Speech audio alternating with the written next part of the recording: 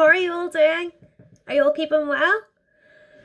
I've been missing you guys so much since we haven't been at Sunday school, so I just wanted to pop up and say hello and find out how you're all doing. But isn't this pretty cool? I am surfing the internet. I'm surfing the web. I'm on your phones, on your tablets, on your computers. I am so famous, right? So, while you guys have been at home doing boring school work, I have been doing something really exciting. I have been learning a new skill. Well, guys, you know how I like to always learn something new and I like to be doing something fun. Well, this week I have been learning balloon animals. That's right. I have been making, I have been making animals out of balloons. Are you impressed? A little bit impressed? Well, I'm going to share one with you right now, and I really hope that you like her because this one has taken me a long time to get right. Okay? Close your eyes. Are they closed? Are they closed? Okay, keep them closed. 1, 2, 3. Ta-da! I created a balloon bee. Isn't she cool? Look, she's got little eyes and a mouth and lots of stripes and little wings and... Oh. Is this not what you guys thought when I said balloon animals? Did you think like a sausage dog? Maybe I need to work on this a little bit. Okay, she's gonna fly it. Wait a minute. See when I turn her like this? She's a little bit egg-shaped. And that's really interesting because it's nearly Easter time. You know what that means, right? Easter eggs and Easter bunnies and chocolate, and we get to eat all the things that we haven't been eating because of Lent. Actually, this is funny because not only is it close to Easter, but this Sunday is a really important day in the Bible. Do you know what day it is? Okay, no, don't shout out. Put your hands up. Well, actually, it doesn't really matter. I can't hear you if you're shouting out, so shout away. Sorry, mums. Sorry, dads. Well, I'm going to share with you a little story about Palm Sunday. And it's what happened that made us call Palm Sunday, Palm Sunday.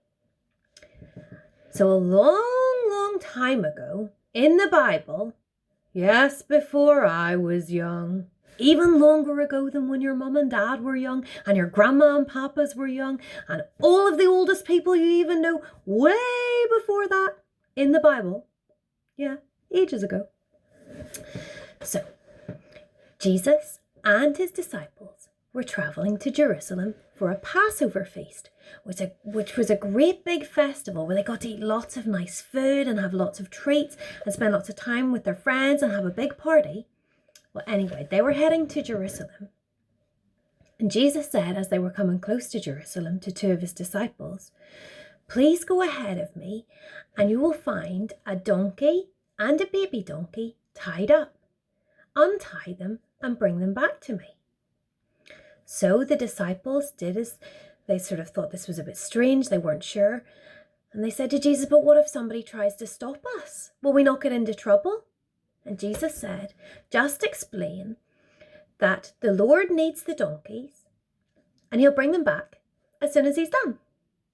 So the disciples thought about it, and Jesus had never told them anything wrong before, so they agreed.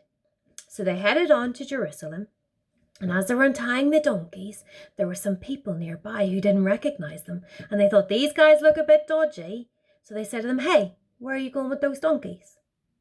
So the disciples said, just as Jesus had told them to, that the Lord needed them and that he would bring them back whenever he was done. So they brought the donkeys back to Jesus, and when they got back to Jesus, some of the disciples took off their coats and took off their cloaks, and they laid them on the donkey's back so that Jesus could sit on top of the coats and sit on top of the blankets. And they did this for respect. So Jesus rode the donkey towards Jerusalem, and as he was travelling by, some people saw him coming, and they were so excited they were running towards him, and that was because they had heard that he was coming, and they wanted to see him, because Jesus had just brought a dead man back to life. So he was incredible, and they were so excited. So one by one, because all of the people knew that this was the King and knew that Jesus was the Lord and he'd done all these incredible miracles, they took their cloaks off and their coats off and they laid them on the dusty ground so that Jesus' donkey could walk over them. And that was out of respect too. But guys, there were some people and they just didn't have cloaks and they didn't have coats and they didn't have anything. And they thought, but what can we do? We have to do something for Jesus. He's the Lord. He's so important. So they went to the nearby trees and they cut big, massive palm leaves off them and they laid them on the ground. And Jesus walked over those on the donkey. The people of Jerusalem knew that Jesus was special. It was like if a king or queen came to Bangor, we would roll out the red carpet. Or if your favourite footballer was coming, you would maybe want to get something special in for dinner, or you might want to do something really nice because they were so happy to see them and they wanted to show Jesus that they knew he was special.